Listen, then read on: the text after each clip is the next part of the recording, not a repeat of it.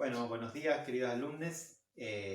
Hoy damos inicio a lo que sería la tercera clase y me gustaría hacer como un pequeño resumen un poco de lo que venimos viendo y de las cosas que yo le fui dejando. Vamos a empezar hablando un poco primero sobre lo que serían las maderas propias para la construcción de un violín. Dentro de las maderas tenemos la madera tradicional para el violín, sería la tapa de pino abeto y lo que sería fondo, la faja y el mango del arce. Dentro de esas maderas, dentro de esa variedad, tenemos el abeto, la vieja alba o pinabete, es el abeto blanco, y después tenemos el Picea excelsa, que es un abeto rojo, es el abeto que prefería, por ejemplo, Stradivari para la construcción de sus instrumentos. Y dentro del arce tenemos lo que es el arce pseudoplatanus, que es un arce un poco más compacto, el arce de la zona de los Balcanes, y después tenemos el arce campestris. Pero dentro de eso, si podía, por ejemplo, Stradivari trataba de utilizar lo que sería el arce, este pseudoplatanus, que era un poquito más duro y permitía trabajar con espesores más finos.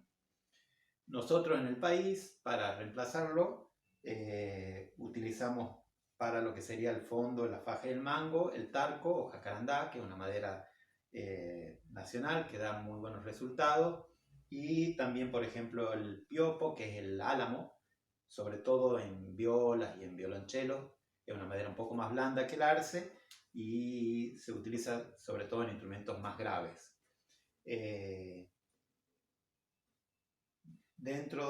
Yo les diría como recomendación que en lo que sería la tapa traten siempre de usar el abeto, ¿sí? Por ahí las otras maderas, en cuanto a accesorios, se puede usar la madera tradicional que es el ébano, se puede usar maderas nacionales que son muy buenas y duras, como el guayacán, el litín, el arca, que dan buenos resultados para diapasón, para cordales, para clavijas, ¿sí?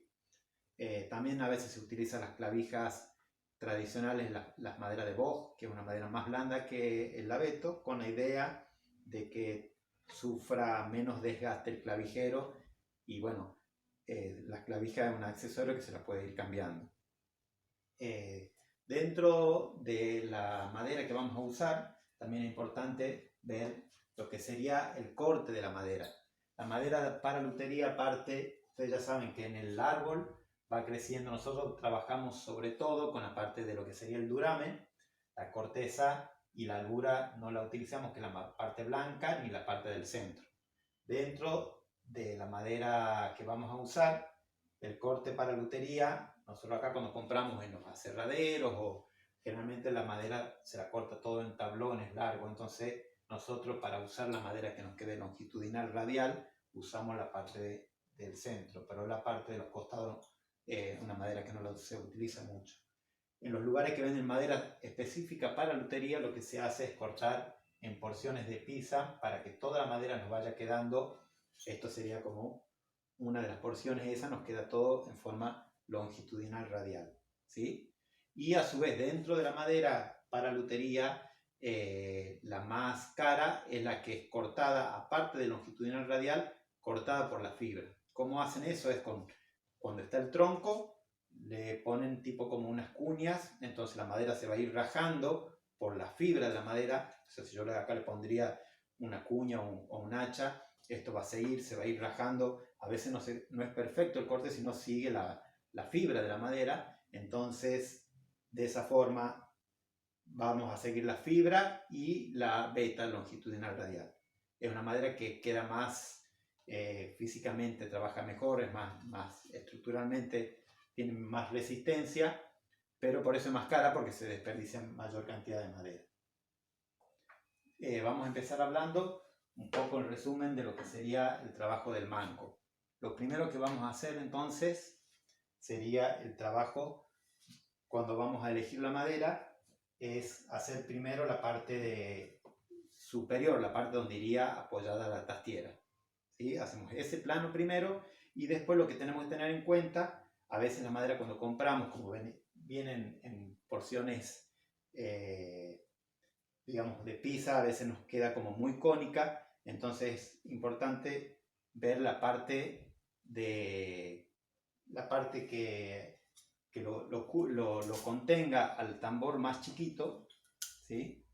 El tambor más chico tiene que tener los 42, que es la medida para el violín, ¿sí? Hay algunos modelos más chicos, 38, pero en general el tradicional que estamos usando es 42 en el ancho máximo del tambor.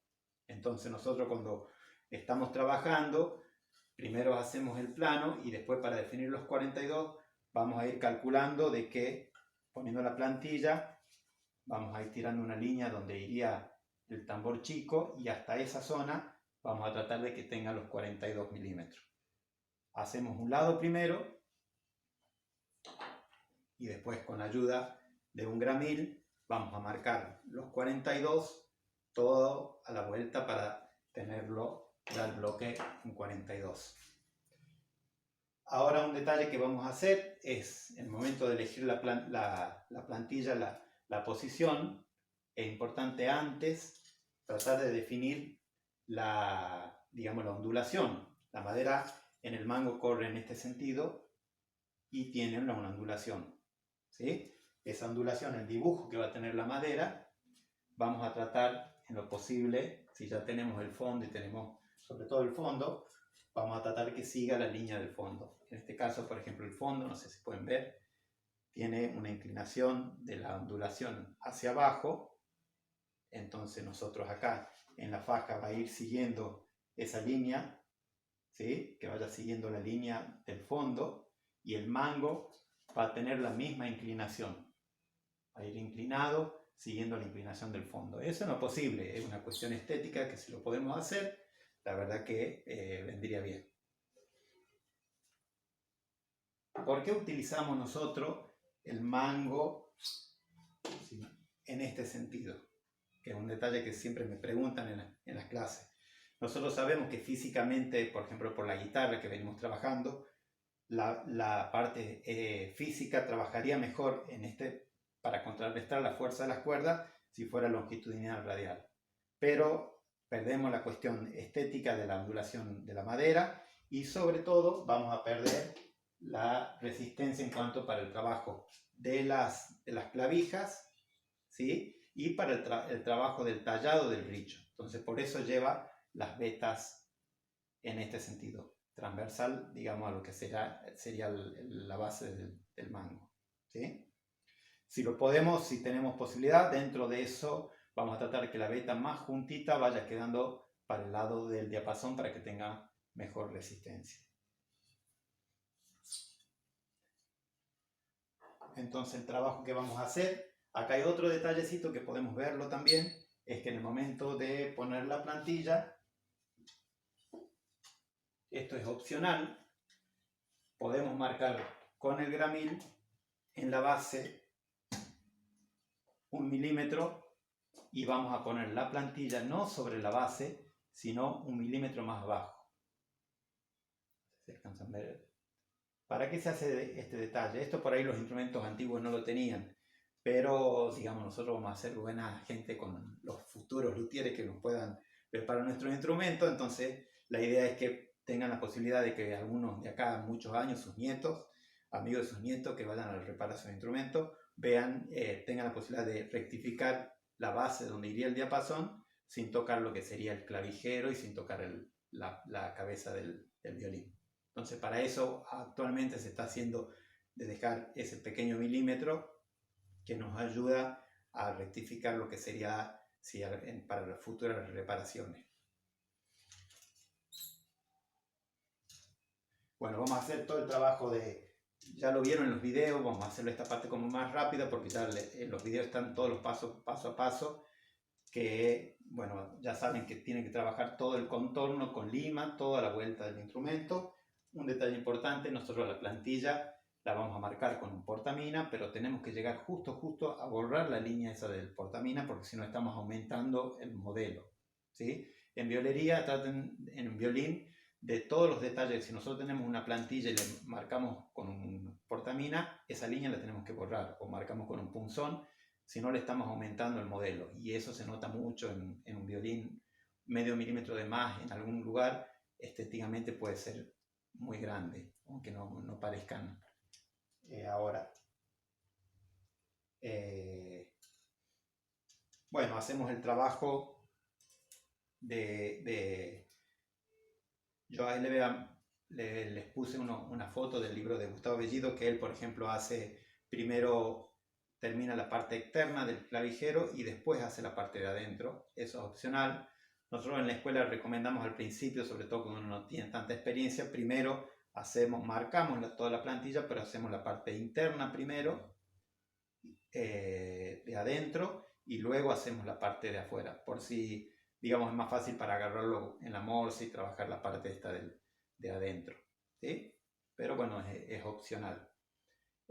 Vamos a ir, bueno, ya saben, van a ir haciendo todos los cortes, primero con serrucho, vamos llegando con gubia. Siempre es importante que la gubia que vamos a utilizar sea un poco más abierta que la vuelta que estamos haciendo, ¿sí? Después, cuando ya esté más terminado, podemos ir usando gubias que sean más cercanas a la curva, pero al principio traten de siempre la curva sea un poco más abierta.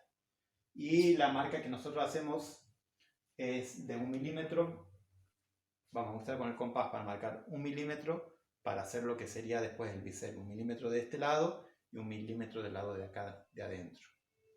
Un detalle también importante es cuando apenas nosotros marcamos la plantilla, que la plantilla ya tenga los agujeros donde irían las clavijas, y hacerlo a ese trabajo antes de hacer todo el trabajo. Lo primero, que una vez que ya limamos todo el contorno, marcamos los puntos y hacer los agujeros para la clavija. Acá este mango de violonchelo lo pueden ver ahí. Llegamos, lo primero que hice una vez que limé todo el contorno, marqué los agujeros para trabajar. Y un detalle importante, que la mecha que vamos a usar sea de 5,5 o 6 milímetros. No lo hagan con mecha más chiquita, que siempre después es un problema agrandarlo para que nos quede centrado. Entonces, si nosotros lo tenemos marcado,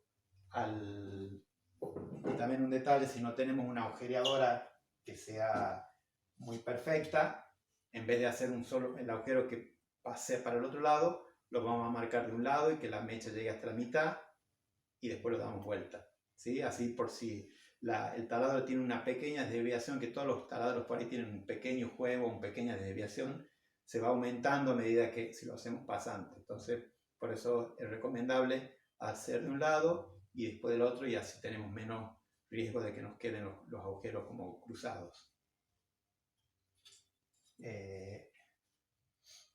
Otro detallecito que podemos hacer también, que por ahí a veces en los libros por ahí no está, que es para la parte de cuando estamos tallando lo que sería dentro del clavijero. Esta es una plantilla que es muy sencilla que la hagan ustedes. Ustedes sobre la plantilla, en otro alto impacto, pueden hacer la base de la cejilla, tiene 6 milímetros, y la cresta de la cejilla tiene 4. Entonces ustedes van a tirar esa línea, uniendo los 6 y los 4, tiran esa línea, y esa va a ser la inclinación que va a tener la pared del clavijero, la parte interna.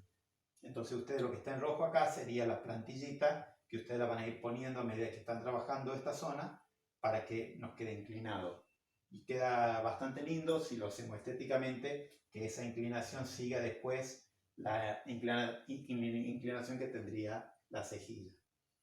El trabajo de acá también, la parte del socavado, por ello siempre les recomiendo, nosotros vamos a marcar 1 milímetro de cada extremo, y no hacerlo con una gubia grande de punta a punta, porque si no nos queda muy profundo el socavado. Entonces yo les recomiendo que hagan con una gubia chiquita, llegan de un lado, llegan del otro, y con una gubia un poco más plana van a ir empalmando lo que sería la parte, con una gubia más plana van a ir empalmando ese punto. Entonces podemos hacer un socavado que no quede tan profundo, ¿sí? Algunos detalles como para que tengamos en cuenta, por ejemplo, que marcan un poco la estética de cada luthier. Por ejemplo, el maestro Silva le gustaba cuando marcaba vamos a marcar 1 milímetro de un lado, 1 milímetro del otro, y vamos a llegar primero con trincheta, después también puede ser con formón dado vuelta, sin llegar a tocar la línea del compás. Y la última parte lo vamos a hacer con una media caña, una limita media caña, le vamos dando la inclinación llegando hasta a unir los dos puntos. Es un detalle que Silva, el maestro Silva, lo hacía, era muy cuidadoso y quedaba muy perfecto, y se ven en los instrumentos de él esa línea bien marcada, y era un detalle estético de él, por ejemplo. Otros autores, esa línea está como un poco más redondeada. Algunos detalles, por ejemplo, del maestro del Lungo, también, que la última vuelta del tamborcito chico llegaba un poquito más arriba. Yo después le voy a poner una foto para que vean del maestro del Lungo, donde está la marca hacia la parte superior, que llega un poco más arriba en relación, en comparación a otros autores. Eso es un detalle característico de un instrumento del maestro del Lungo. Las paredes del clavijero generalmente son de 5 milímetros y son cónicas, o sea, la parte van inclinada. Acá va a tener 5 y en la parte de adentro va generalmente un poco más, 6, 7 milímetros. Esa medida de las paredes pueden llegar hasta 4,5, algunos autores, algunos libros van a ver que está en 4,5. O, por ejemplo, el maestro del Lungo, en algunos instrumentos de él van a ver que las paredes, en vez de ser todas parejas en 4,5 o 5, él hacía por ahí la parte superior un poco mayor en las paredes del clavijero. Por ejemplo, 5,5 y 5 en la parte de abajo y 5,5 en la parte de arriba. Eso era una forma que él hacía para proteger esta zona que estaba como más fina y era más débil. ¿Sí? Son detalles, digamos, que van haciendo un poco a cada luthier y van dando un poco la línea artística de cada autor. A ver, algún otro detalle. Bueno, me parece que ya con todos los videos y los paso a paso que yo les fui dando, está como más claro.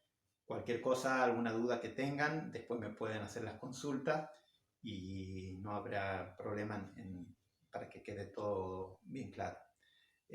Por ahora sería, con esto terminamos con esta clase, lo que sería el mango, y ya la clase que viene vamos a empezar el trabajo de la forma para hacer el aro, las distintas matrices. Vamos a empezar a hablar de las matrices macho, la matriz hembra, el sistema de taco, el sistema de cruz, varios sistemas de construcción del aro. Bueno, espero que sigan en sus casas en cuarentena y que es una forma de cuidarnos a nosotros y de cuidarnos a todos los queridos. Los dejo, nos vemos la semana que viene.